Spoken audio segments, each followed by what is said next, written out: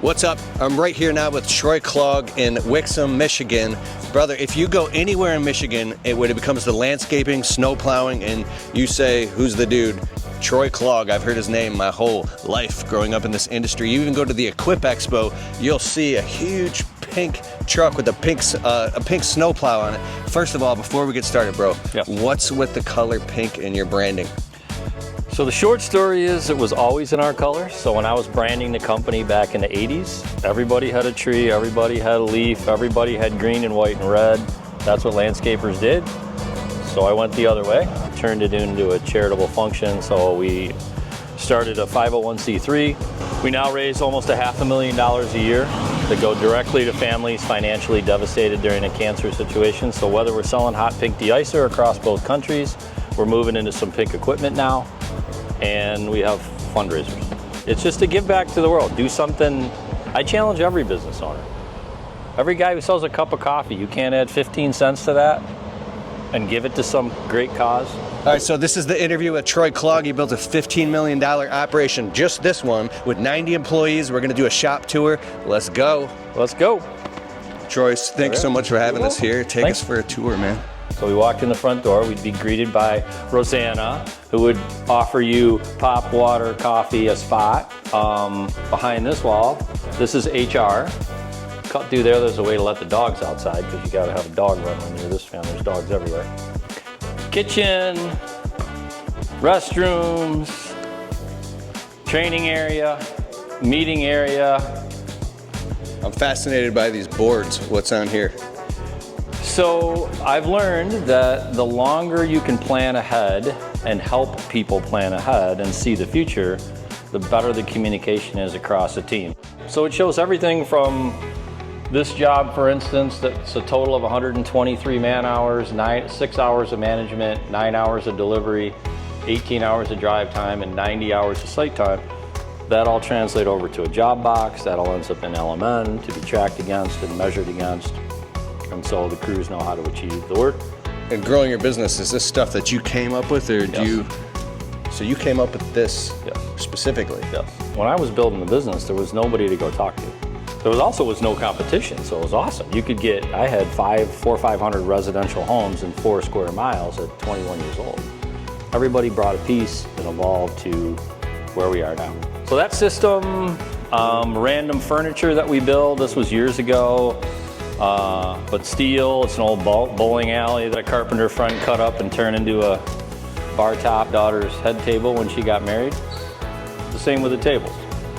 Leftover tree grates out of some city sidewalks, some leftover pipe, weld it together, and you've got tables.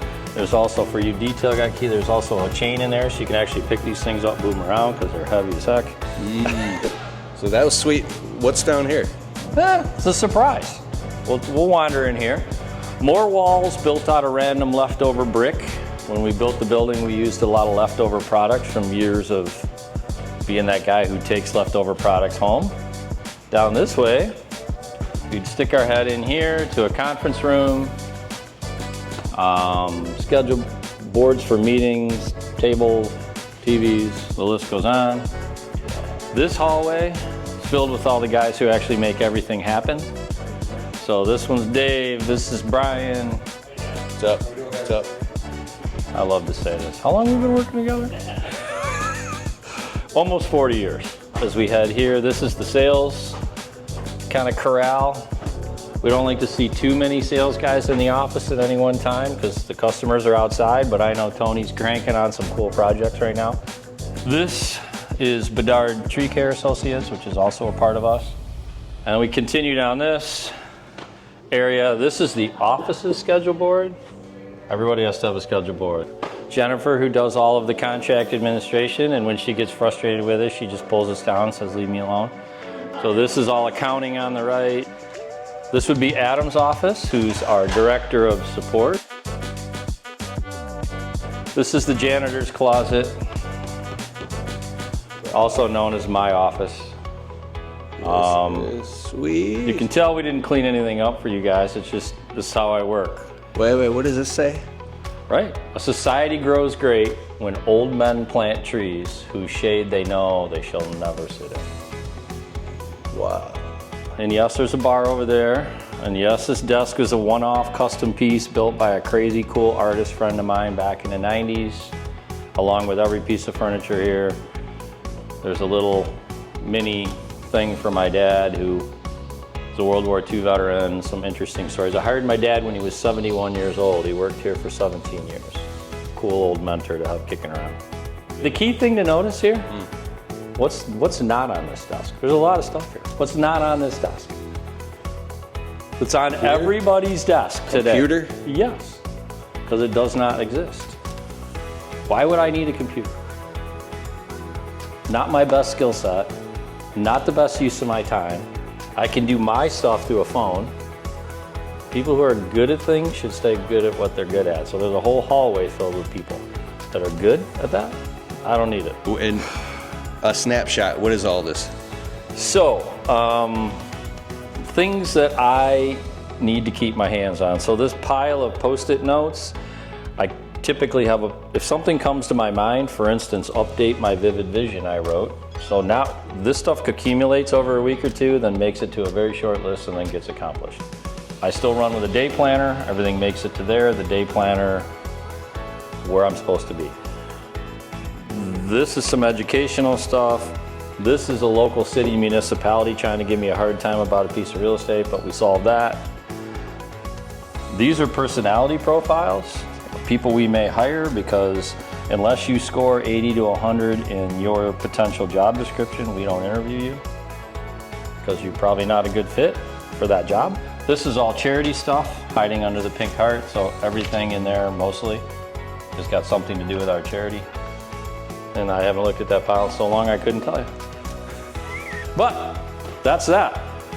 Printed cash management reports for every single business, every single entity weekly.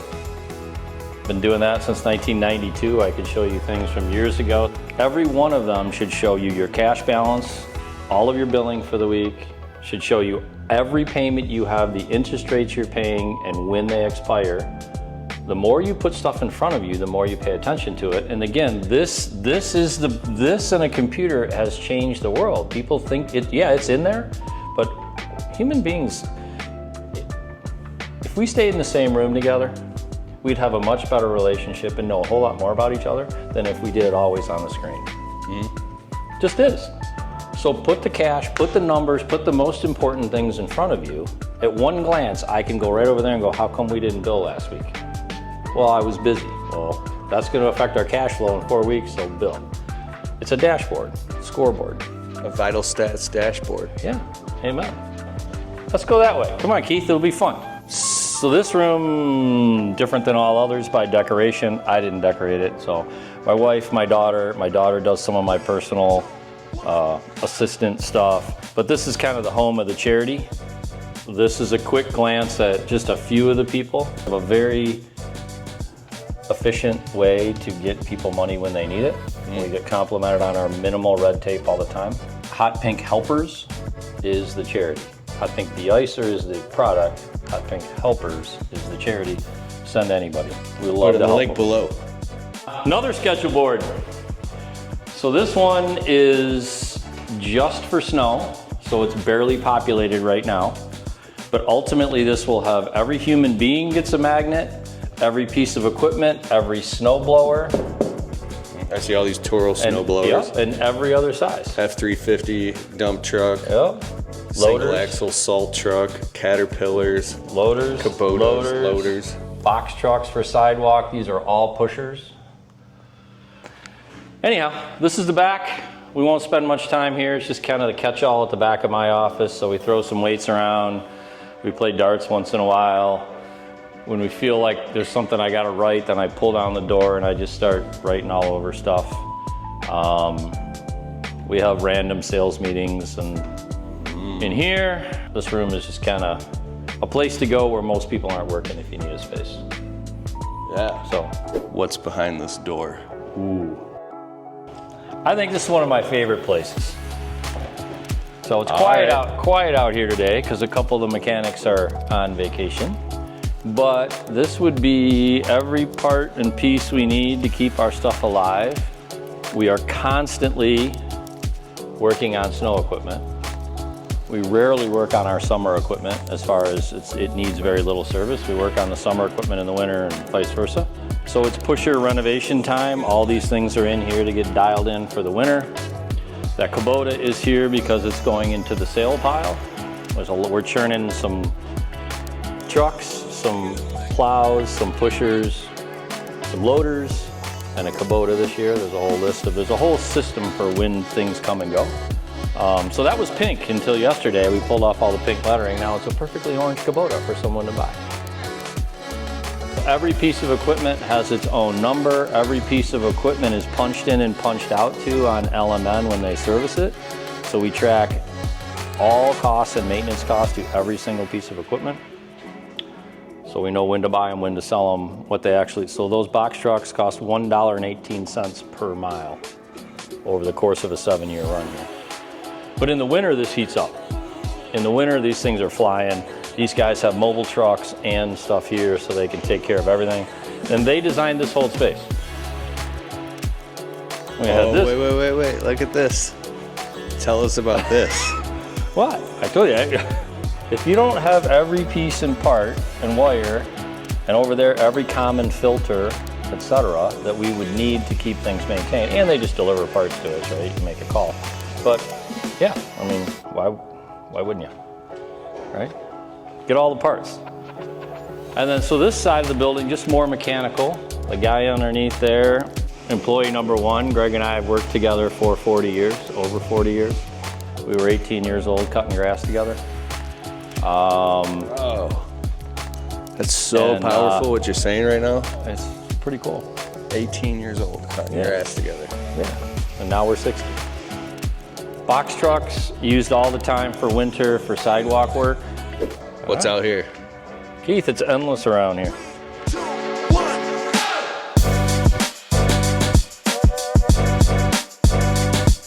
All right, so Troy, you got all this equipment, all this stuff, 40 years of business. It's from the outside, it's like, this guy is definitely driven. It's like, but how do you, so people want to be successful, but then when you have all this responsibility, it's almost like you can, there's a line between proven and experimental, the stuff that works, and then you have all these shiny object ideas that you could do, and then you have all this pressure. How do you deal with the pressure that you've created?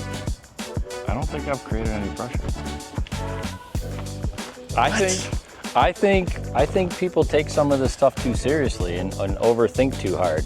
You know what? So I'm a faith-based person. I do my homework.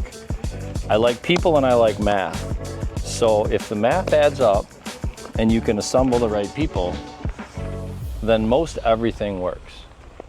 So if you can trust your math formula for whatever your scenario is that you're building, and then you can trust yourself that you're going to go find the right people, even if you have to do the work yourself for a long period of time. That's the formula for success. Don't take yourself too seriously. And most importantly, at the end of the day, whoever you're competing with, you have to start earlier, you have to finish later, you have to work harder, you have to sacrifice more. That's how you win, period. Otherwise, you're just one of the many, and it's hard to succeed as one of the many in anything. In anything. So it's truly get up earlier, stay later, grind harder, and do it with everything. Do it with your family, do it with your business, do it with your friends. Go hard. So what about the periods where it's like you're stuck in the desert for years and it feels like a plateau, and then it starts to eat you up inside because you don't see the progress that you hoped you would have gotten by this time? I feel like Moses wandered for 40 years. Yeah. Like, embrace the wander. It's just part of the journey, man. The more you fail, the more you succeed. All those are cliche statements, but they're true. People who don't fail haven't tried hard enough at whatever it is they're trying to do. So that's a good thing. And you should learn something from it and apply it to the next challenge. This industry specific is so much harder than when I started. I feel for every person trying to get into this industry, and have for 20 years. The first 20 years was so much easier. Less competition, people valued the product and service, and you could get people to work, physically work, hard, like the guys we met earlier. You can still, the end of that, you can still find people willing to work hard if you work at it and provide the right culture, but gain a lot of respect from the average customer for what we do, far less than it used to be. Find value in what we do? No, most of them are looking at the spreadsheet and what's the bottom number. That breaks my heart. I'm never gonna give up trying to help the frontline worker be as successful as they can, to have the best career, to take care of their family, to learn things, to have opportunities to get educated, and be proud of what they do, even if sometimes the buyer of the service isn't. So that's the mission. And when we look, whether we're one guy cutting grass alone or we're 100, when we look at it that way, like I don't need somebody to tell me I'm doing well. I need to know on the inside I'm doing well because I built this math formula and this thing and I'm making it work. Got to go home at night and the end of the day and high five ourselves. Bro, you have high standards. So what I keep picking up on, I see landscape yard, everything. This dude's got his own landscape supply in the yard. Well, why wouldn't you? So at what point did you say, you know what, we're just gonna go ahead and just have our own landscape supply? Was it a little by little thing, or did you start? Yeah, it started with mulch, then topsoil, and that's the common things we use, right? So then this pile behind you is the for sale pile that is different every year. So we're always purging the field. We'll run around the back corner here. Yeah, this area here is bulk buying, and sometimes, right, you order this product for a project and you end up with extra because we buy in truckloads. So then over time this gets purged. Like it doesn't stay around this is probably 2 or 3 years worth. And we're just at Steve DeHunt PMS, so we're the guys, his shop, and he had a bunch of extra bricks all over the place, and he said this is the boneyard. Yeah. Yep. This is the tree world. So then once I went into the tree business, we had to have somewhere to pile stuff. Dude, that's a great question for this moment. Yeah. So tree work, I've probably trimmed 10,000 trees and I've taken down 1,500 trees. Wow. And there's this belief. We're hiring. No, getting out of it, bro. So the tree guys that I know have this belief that like, dude, this is so incredibly articulate and dangerous and so much that I'm the only one that can do it. Have you ever climbed a tree and taken a tree down? A long time ago. Okay. And then I said, I'm not doing it. So the level of fear of God, the responsibility it takes in tree work. Yeah. What is that when you're growing a tree business and hiring people and it's incredibly important to have the right guys, right? So this was the only acquisition I've ever done of a company, 100-year-old company for a friend that was aging out. So it was a handful of guys. But admittedly, going in, I knew I was going to have to change every piece of equipment to make it new and more up to date and safe. And I knew I was going to have to change more than half the employees because they didn't look at life that way. And so we did. Put one of my great young leaders in charge of it, rotated through some stuff, and now here we go. It took us about 1.5 years to tweak all the equipment, tweak the team, change up some stuff. Now we can grow it. But we're mostly on the maintenance side, so we don't want to be a big lot clearing. We don't want any part of that. We want to be able to take care of our homeowners that need a tree, our commercial. We want a deep root spray feed, keep things alive. If we want into tree spade work, it all heads out to Chris Grisman at Advanced Tree Moving because he's the guy to work with. Anyway, bro, more extra stuff. So yeah, you guys have an irrigation department. We do. So this is again. This is this stuff's going to be sold or auctioned. That's 1 year of purging and starting over. Is that a nursery back there? Miniature. We have a few. Our nursery answers would be we have. Now, is that if something gets damaged by salt, or is that for like installs? No, and it's stuff? for our installs. So we pre-buy most common things, which would be arborvitae and boxwood for us, and that's it. Everything else is either specifically bought for a job or left over from something, and that thing it's tiny. That thing gets emptied every year and starts over. So this is the back of the shop, back of the yard. So the tree spray trucks stay in here with their secondary containment. Some of the lawn equipment is in here, and on the far side is the irrigation department. Back behind the camera is some of the tree trucks, although it looks like most of them are out. An entire row of several rows of snow-only equipment. On-site fuel tanks, which we're evolving to having more, and we're going to digital tracking so all our vehicles are tracked when you buy fuel off-site. But when you buy, now we're doing the same thing here. Like at this point in your career, you circle back to all the things that everybody should be doing. How much load and travel time do they have? Where are the crews stopping for gas every day and taking an hour to do it? Calling it lunch, then they gotta go back to lunch, and that stuff makes it very hard to compete and be productive. So I've got a whole list of them, but you got to circle. What I know is you have to circle back and make sure it stays on the front of people's minds, otherwise it slips away. How do you, force probably isn't like the right word, but the different components of the business that need to be paid attention to and tweaked and ironed out. Yep. It's like you don't like that stuff, you don't want to focus on that right now because you have some other passion project going on, but you have to get in there and work that thing out. How do you force yourself, or how do you get in there and get that system in place, even if it's something begrudgingly that you don't want to do? So those are the worst ones. The begrudging ones are never fun. But that's come over time to be really some of the most important stuff I do, because it really should be that for everyone.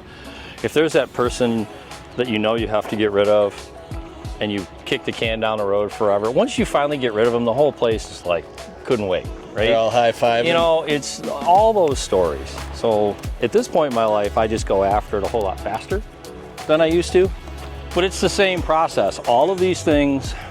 Did you hear what he just said? I just do it faster than I used to. Same pain, same I don't want to go do that, same feelings, overtaken by intellect. What I know in life is like our emotional side drives us for so many years, and as we get older, in theory, we're supposed to get wiser. Yeah. And then our intellectual side should take over and go, I know you hate doing that, just do it because it's the right thing to do. Just let your mind do the right thing. There's two versions of business. There's a lifestyle business, which a ton of people in our industry have. Small business, mostly run by the founder or the owner. You work your butt off. If you're doing it right, you make a lot of money. But when the day comes that you don't want to do it anymore, it's worthless, except for whatever you can sell your truck and your lawnmower for. I ran this way for almost 20 years, made a lot of money relative to the size, because I did everything. I did all the sales, I did all the ops, almost all of it. Had great help along the way. And then I took the money and invested it elsewhere. The last 20 years has been, no, let's build something that somebody's gonna want when I can't do this anymore. And so it has to have a value at the end, and that's a different path of travel. And it's a different risk, and it's way more money. And it turns these things into, again, I have a story for every one of them. I can tell you the ones that there's stories for everyone. But they're just a piece of the P&L and the balance sheet now. Nobody gives you any money for them when you sell your business. So they've changed in value, changed in perspective as life went on. So much more to talk about, Keith. So much more. Bro. Man, Troy, thank you so much. With this tour. My pleasure. And we're coming back. But I learned, one, you make decisions. And two, it's like all the things that I'm aware of, for me, it's very conclusive. You're it's very reaffirming, bro. We're good. It's what do you want to say to close, man? Well, we're coming back. I'll just borrow a line from Stephen Covey back in the day, which is begin with the end in mind. If you can define what the end is, the end of the day, the end of the week, the end of the next 10 years, when am I going to leave my business, what's my marriage or family going to look like, when you can define the end, or let me use this analogy, you can't build somebody's backyard without showing them a drawing or a 3D of what the end is going to look like.